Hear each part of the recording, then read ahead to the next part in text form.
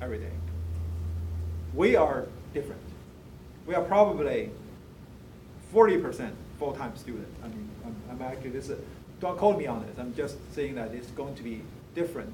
We have more full part-time students, a lot more than OSU have. Okay? And our student population is very diversified compared to OSU. So the way we set up our software system would have to be different. Okay? Essentially, you actually use that business model of higher education to actually figure out what exactly your customer, for instance, PSU, is needing. Right? So you have to, first of all, if you are going to do a software system for PSU, you have to understand how the higher education actually works, sort of.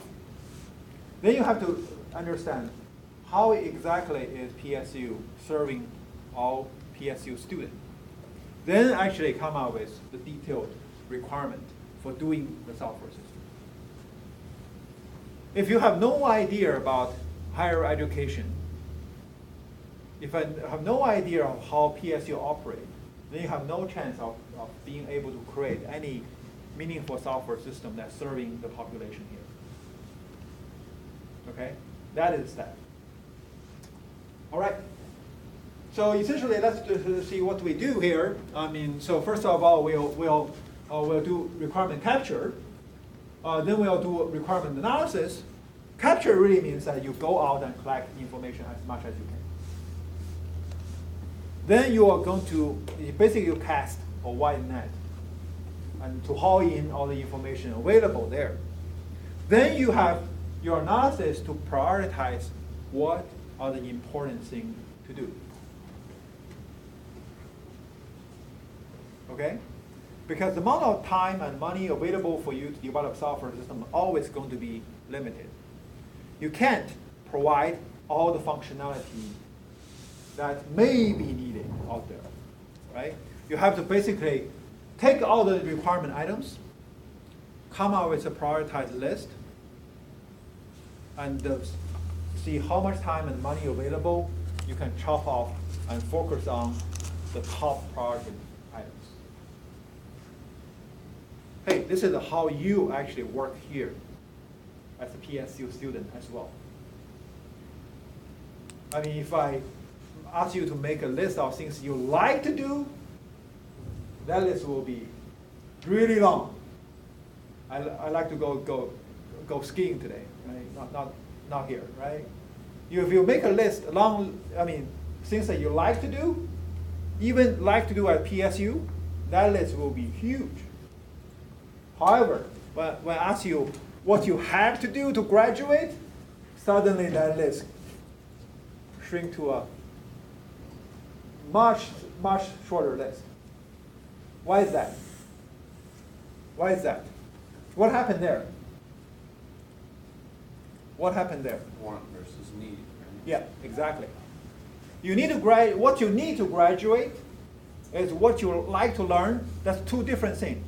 Your first priority here is actually to graduate with a PSU computer science degree and go find a real well-paying job, right?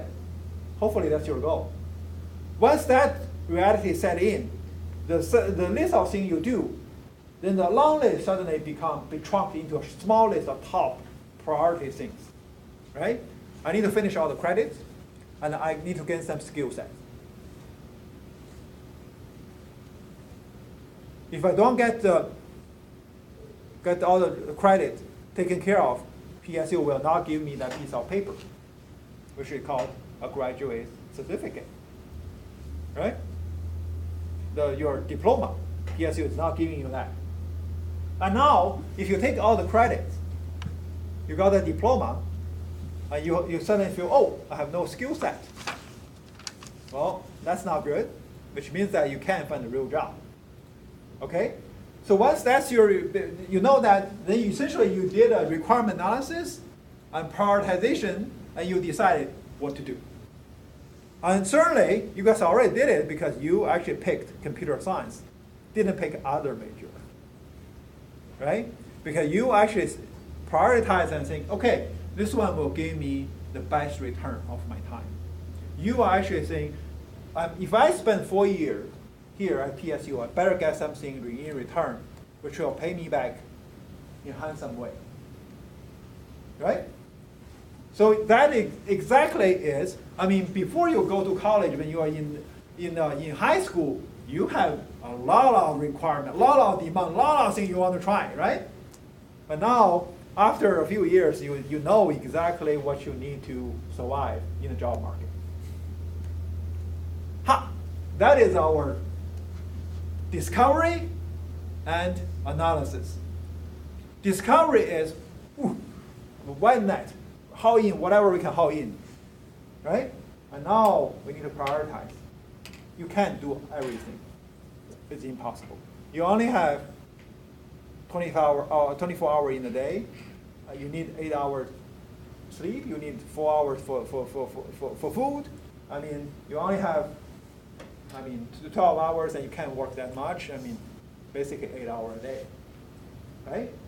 How much you can do with that 8 hours, you have to decide.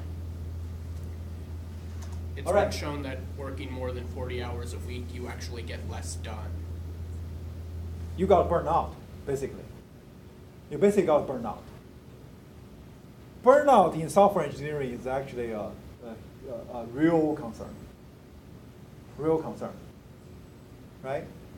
So typically, if you code, debug for 6 hours in a day, that's already about the peak you can go. If you work longer than that, your productivity starts dropping. Okay? So actually 6 hours is about right. I've heard numbers as low as 4. 4 is more reasonable. Yeah. Yeah. 6 is really intensive. 6 is already pretty intensive, right? So if you work longer than that, your possibility of got burned out is huge. Okay, that's pretty much what we're looking at right now. So if you say, oh, I coded 8 hours straight, I'm a little bit worried about how long you will last in this job. You can do that for some time, but you have to take a break and basically refresh. All right. Oh, did I speak? No, a business model essentially is how your customer's business flow. Right? Suppose you are going to do a piece of software for a dealership. Right? What exactly is the business of dealer? Selling cars, buying cars, repair cars, and providing financing for cars and all these things. You need to know their business model. You need to know the business model of how a PSU student registers for a class, how they pick a class, how they register class, and how they drop class. Right? You need to know the way people work and how they are going to use software system. And to begin with, a business model has no software support. Okay? If there's the business model out there, then there's probably a need for software automation. Software automation is only possible when you figure out what exactly the business is doing. If you don't even know what the business is doing, you start coding, you're not going to create a good piece of software for that business, period. All right, so how do we figure out things? Guess what? We actually go way back to elementary school, even before kindergarten. This is so formal, we say interviewing. But what exactly is interviewing in a very informal way? What do you think? Exactly. Don't make it too fancy. It's just about asking questions, chat with people to extract information. Okay? This is how we get information. Okay? You have to talk to people and find out what exactly they need. Okay? Very old-fashioned way. Human-to-human interaction to extract information about what they need. Okay? So that's why I said in the first class, software engineering is actually about mapping your life skill you already have into software development process. Your ability to ask questions, clarify questions, actually is exactly the same process you use to talk to your user and figure out what features of the software system they need. How many of you think you don't know how to ask a question? You guys are pretty good at it. Okay, now you can ask a question about my class and how to pass my class, how to get an easy A in my class.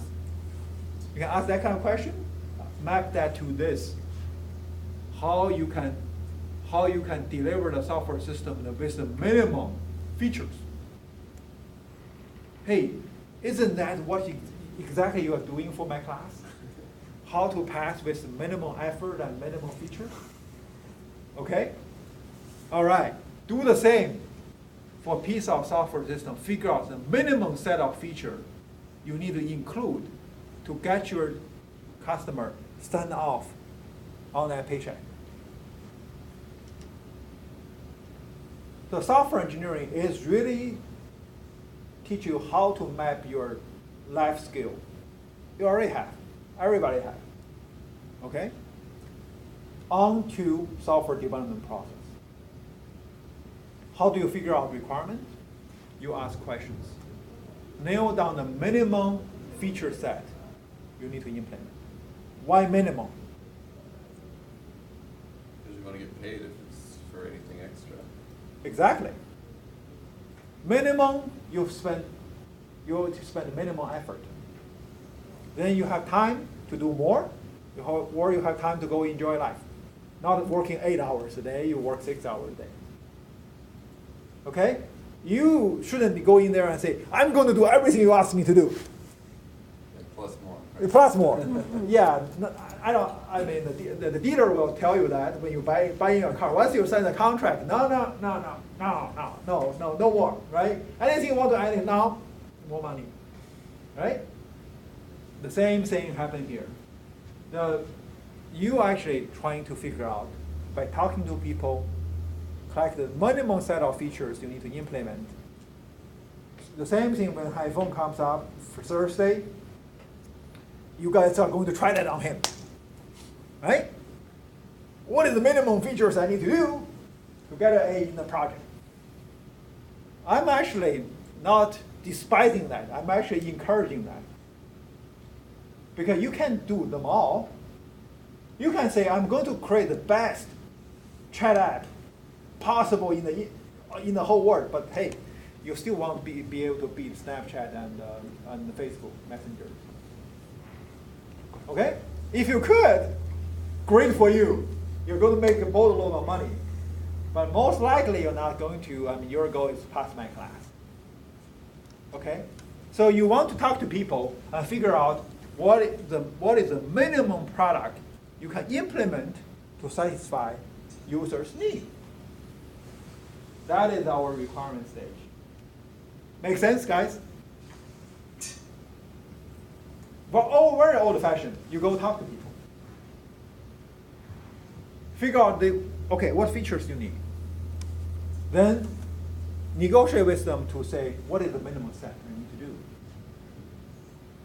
Because you don't have too much time. You only have 8 hours a day. You work 5 days, 40 hours a week. Not that much. Not that much. Okay? You can't do that much. You basically are trying to figure out for the 40 hours what I can do for you. Get paid. All right? So there are two kinds of questions you can ask. One is closed-end question. You guys also know this very well. This is called multiple choices in your test.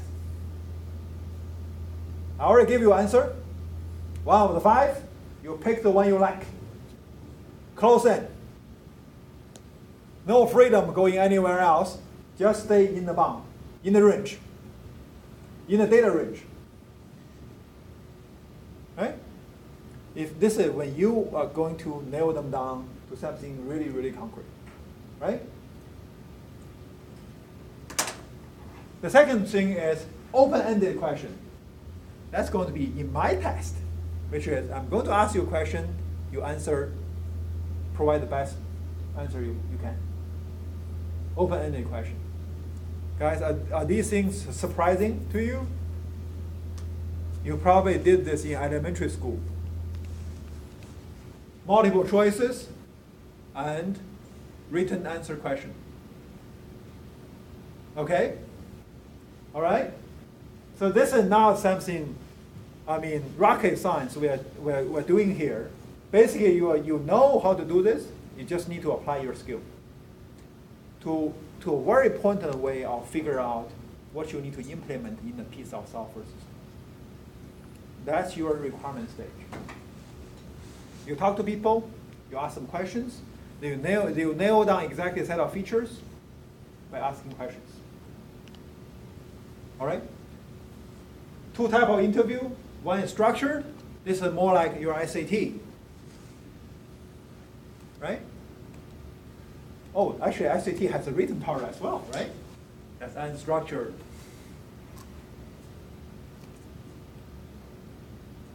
Okay? If you have successfully taken SAT and ACT and you know, okay, guess what? You're going to do the same, just as solving a real problem. So software engineering is really apply your life skill to create software systems to solve problems. Okay? So how you figure out the requirement? You do interview, open-ended question, close-ended question, structured interview, unstructured interview. Structured interview really you give a bunch of questions you want to answer, either close-ended or open-ended. Unstructured interview means that basically you just go talk to people. Right? It's like your college interview. You go, your job interview. They want you to submit written answers for certain things, and they also want to see you and talk to you. How many of you have been to a job interview? Then you have done both. Structured and unstructured. When somebody go talk to you and just you think you are chatting, open-ended interview. If you are posted a number of questions, you have to answer them, structured interview. Okay, there are no surprise here. Things you have done before, now you have to apply them onto software development to figure out what exactly are the set of features you need to implement. In a nutshell, that is our requirement stage. Okay, you just need to know this and start doing it through a practice, for instance, in our project. And certainly for our project, you feel, okay, it's not smooth. I'm not getting it right first time. I'm spending a lot of time on this. The goal is that you start doing this as you become more experienced. The amount of time you need to spend to round up all the requirement features will be less. Okay? But basic skill set are here. Certainly you may say, oh, I can do something else, right? So for instance, so you can submit a questionnaire, trying to figure out, or you can look at business forms. For instance, before PSU had this information system, basically we use paper. You register through paper. You pick a set of classes, we have forms, you fill out the form, you submit to the register, and they will process the batch. Okay, guess what? When people coming in and they were going to provide that PSU information system to us, they could look at all our forms. see what kind of form we have, and basically turn all these paper forms into electronic forms. That's the interview. That's the system you have right now. Okay? There's nothing really rocket science about this whole process. So you actually need to do a lot of hard work to actually interview, ask questions, and actually look at what they have right now. Go ahead. So, as far as the questionnaire and perhaps the survey or whatever, now, that's gonna be with the end user perhaps, or I guess it would vary if you're gonna see, because we're trying to figure out the needs, because oftentimes the end user, their needs are gonna be part of the company's needs, right? Right. So, something like that could be not just your client, if we say client and user. Right. If our client has these things, we're not gonna just give them a questionnaire, right? Right. So always has to be a mix of all these techniques, right? You actually apply all these techniques as you go. See, you have to basically at the beginning you don't really know which one is better, right? If you have experience about doing this for several times, you have a more straightforward way, instinct about which one to apply. But these are the techniques that's available for you. Interview, questionnaire, look at artifact from current business. Yeah. So certainly you have your real client who are paying for the software system and the real user of the software system, right? That actually tend to be quite different. For instance, PSU pays for development of the information system, but you guys are actually the end user of the system. So we have to basically send them. That's why you got surveys all the time, right? Those surveys are actually for the client and also for the developer. Both need to figure out whether the end user are happy with them or not. That's why you always, so a lot of time you are getting to this so-called A/B test. You probably haven't heard about this term, but I'm pretty sure 100% of you guys have been the subject of A/B test.